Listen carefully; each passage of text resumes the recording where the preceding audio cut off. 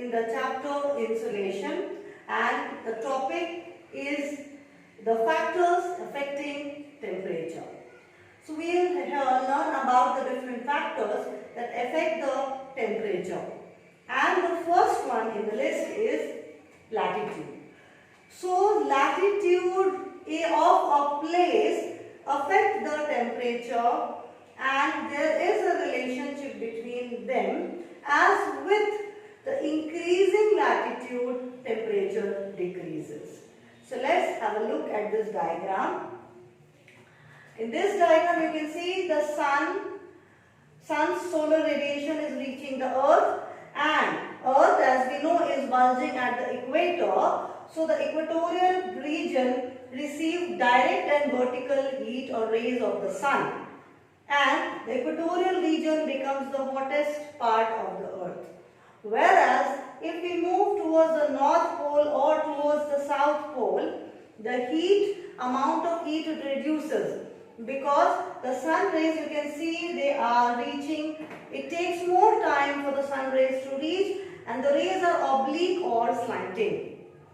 So the reason is the shape of the earth.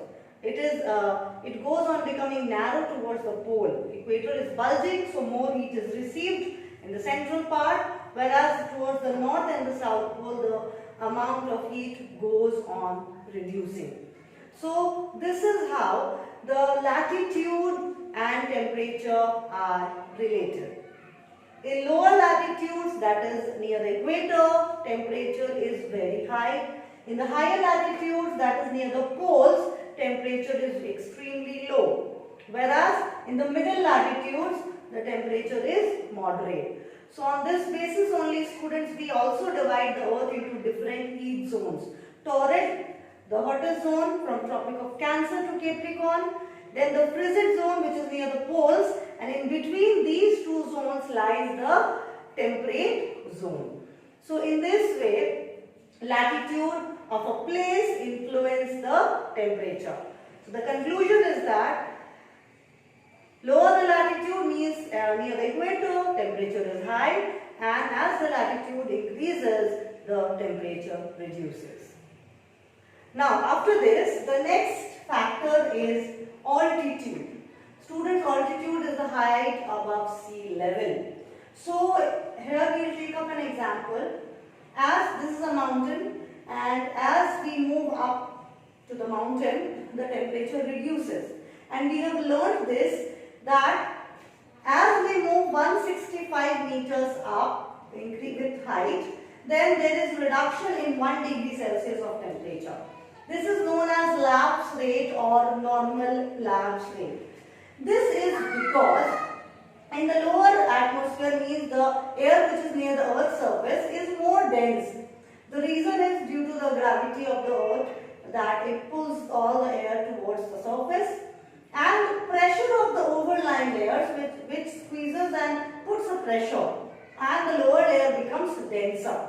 So the lower layer of the atmosphere is dense, so it receives more heat of the sun and becomes much heated.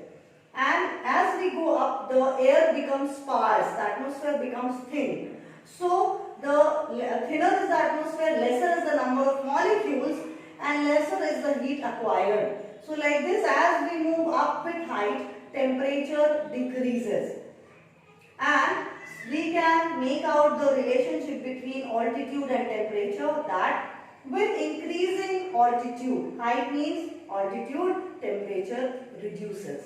And the rate is 165 meter of ascent, 1 degree Celsius temperature drops. So this is the relationship between altitude and temperature. So students, here we have learned that how the latitude and altitude of a place affect the temperature. The third factor affecting the temperature of a place is distance from the sea. So students, here we will learn that how the temperature conditions vary when a place is located far from the sea or when it is close to the sea. Now, to understand this, we should recall the concept of land breeze and sea breeze. So what are they? In the coastal area, means any place which is near the sea, the land which gets heated very quickly during the day, whereas the sea gets heated very slowly, because the land is made up of rocks and rocks are poor conductor of heat. So only the upper surface of the land gets heated, so it gets heated very quickly. Whereas water requires huge amount of heat to get heated. So the heating process of water goes on for a very long time. So it's a unique nature of land and sea that land gets heated very quickly and also loses heat. That means it cools down quickly. Whereas in case of sea or water, it has high latent heat capacity. So it takes a lot of heat to get heated, as well as it also loses, it cools down or loses heat slowly, because layer by layer water gets heated and then gradually we can't say exactly layers, but first the surface gets heated and gradually the cold water it comes up and then that also gets heated and the heat gradually spread all over the water body. So it takes a very long time compared to the heating of land. So what happens in the coastal area during the day? The land gets heated very quickly compared to the sea. Look at the picture. So the warm wind, the wind which is above the land gets heated, becomes light and rises up and it sinks towards the sea, which is much cooler. As I told you, the water is much cooler compared to the land during the day. So the heated air above from the land will move up, rise up, and it will sink towards the sea, and the cold air from the sea will be pushed towards the land. So this is called sea breeze. When cold breeze during the day blow from sea to land in the coastal areas. And just opposite will happen at night. Look at the picture. At night, the land will lose heat very quickly, whereas the sea is still much hotter and it will lose heat slowly because it had taken a lot of heat to get heated during the day. So the sea is warmer compared to the land. Here what will happen, the warm air from sea will move towards the land and the cold wind will move from land to sea. This is known as land breeze. So students, what happens because of land breeze and sea breeze? Because of sea breeze, the days in the coastal areas are not very hot, and because of land breeze, the nights are not very cold in the coastal areas. So like this, the temperature conditions of coastal areas are modified because of the land breeze and sea breeze. As the coastal areas, they experience land and sea breeze, so throughout the year, they have modifying or moderate kind of a temperature. The summers are not very hot and the winters are not very cold. The summer and winter temperature doesn't have much difference. Whereas places which are away from the sea, they have extremes of summer and extremes of winter, means the summer temperature rises very high and the winter temperature drops very low. So like this, the two types of climates are formed due to temperature condition. One is continental or extreme climate, which is found in places far from the sea, because they have extremes of temperature in summer and winter. Whereas maritime climate or equable climate is experienced in places near the sea, because they experience land breeze and sea breeze. So students, like this, if we are close to the sea, then the temperature conditions are modifying. Whereas if we move far from the sea, or if we live very far from the sea, then the temperature conditions are extreme. So this is how distance from the sea influence the temperature of a place. It depends whether that place is close to the sea or it is far from the sea. Now let's move to the next factor, that is ocean currents. So students, first let us know what are ocean currents. So ocean currents are actually the movement of ocean water in a particular direction, known as ocean current. Ocean currents, if if you can see in the picture, originate in the equatorial region or near the equator. That is, the water near the equator become warm and it start moving towards the pole. And then from the pole again the cold water of the poles come towards the or move towards the equator. So like this, a loop is formed in the northern hemisphere separately and in the southern hemisphere separately. So they are known as ocean currents because they are simply movement of ocean water in a particular direction. And you know, students, they follow the coastline or the coast of any continent or country. So here we can also see in the picture, in the diagram, that there are so many ocean currents. The red color is showing the warm ocean current and the blue lines are showing the cold ocean current. And here you can see the currents are moving along the coastal area. So what is our inference? Is that ocean currents influence the climate of a coastal area only. Their influence is limited to influence the temperature conditions of coastal area. There are two types of ocean currents, warm and cold. And when the warm ocean current move along any coastal area, it increases the temperature. When temperature increases, the rate of evaporation also increases, leading to increase in precipitation, that is rainfall. And the cold ocean currents, they, as the name says, they are cold, so they lower the temperature of the coastal area from wherever they pass, and they reduces the rate of evaporation and therefore seizes the moisture, and there is no rainfall or very less rainfall. This has happened in Atacama. Atacama is the driest desert in the world, and it is said that for about continuous 50 years there was no rainfall, and it is in South America, in the western coast of South America, and from there passes the cold Peruvian current.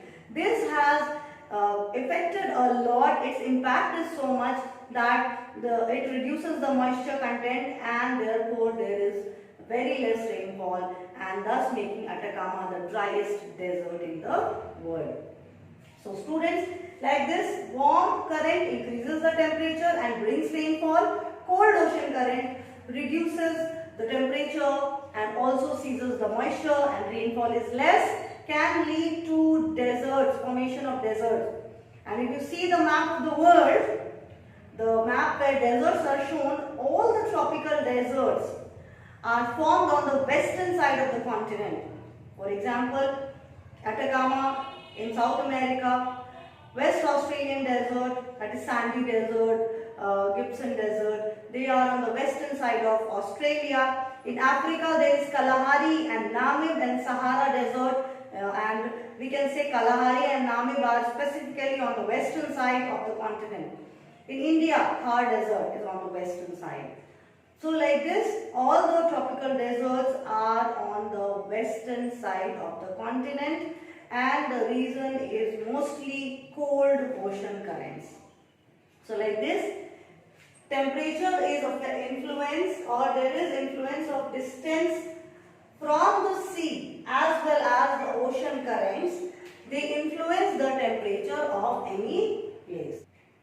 The next factor in the list is winds. So how do winds affect the temperature of a place? Winds are horizontal movement of air, and when warm winds move from or to a cold area, then it increases the temperature. Whereas when cold wind moves to an area with high temperature, then it reduces the temperature. So this is how winds influence the temperature of a place. Now let's know more. The warm winds, or we can say the winds which are moving up from lower altitude to higher altitude, they are warm. And when the winds are moving from higher altitude to lower altitude, they are cold. Students, you know about onshore winds. Winds that move from sea to land, means winds that are coming from sea towards the land. So they bring moisture and they are much colder. So what will happen in summer, in coastal areas in summer, the onshore winds during the day they will be cold and they will bring rainfall and they will also lower the temperature. Whereas in winter in coastal areas, when the sea is comparatively warmer than the land, then warm wind will blow from sea to land. The onshore winds will be warm. This will again keep the winter days warm. So in summer, the cold breeze will blow from sea to land and will not allow the temperature to rise too much. And in winter, the warm wind will blow towards the land and will not allow the temperature to drop so much. So like this, the winter days and the summer days and the winter days both are kept, both remains comfortable and cozy because of the onshore winds. So like this, winds influence the temperature of a place. Now students, there are different types of winds, permanent winds, periodic winds, and also there are local winds. So local winds have their influence on a very small area.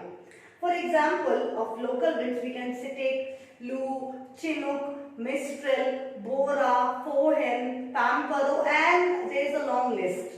So if we take example of Lu, because you all are well aware of it, it is a warm, dry wind or hot, dry, dusty wind, and it blows in the month of May in parts of Pakistan, India, and you know the temperature suddenly increases so much, and people also they are prone to heat stroke. All this happens because of the effect of Lu. So like this, winds have influence on the temperature in these various ways. Now students, we move to the next factor, and that is the slope of a land. So yes, the slope of a land can also have an impact on the temperature of that place. So let's learn about that. First, we'll understand the concept. Here you can see the diagram of the earth, and here I have drawn the equator, and I have drawn a mountain in the northern hemisphere and a mountain in the southern hemisphere. This is to give you an idea of the slope, which here we will talk about north facing slope and south facing slope.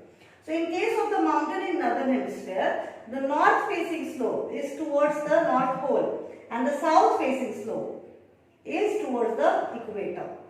Students, north facing is the slope which you cannot see because it's a two-dimensional diagram. It's on that side, on the opposite side. So it is facing the pole. So in the northern hemisphere, the north facing slope is towards the pole and the south slopes are towards the equator. So which slope will be warmer? Definitely the south facing slope, because it is facing the equator. So here the point is, in northern hemisphere, south facing slopes are warmer as they face the equator. So the glaciers also, which are on the Himalayas, as Himalaya is stretching from east to west, so and Himalayas are in the northern hemisphere, so the southern slopes, the glaciers melt faster than the glaciers in the northern slope. Now, just opposite happens in case of southern hemisphere. In southern hemisphere, the north facing slopes are warmer because they are towards the equator, and the south facing slopes are towards the poles.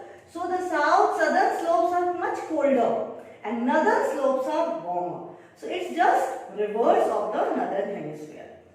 So students, like this, the slope which is facing the equator will experience more heat, or the temperature will be high. So like this, it is a relationship between the slope of the land and the temperature of that place. So these are the factors that affect the temperature of any place all over the planet or all over the earth. So that's all in this module. Thank you, students.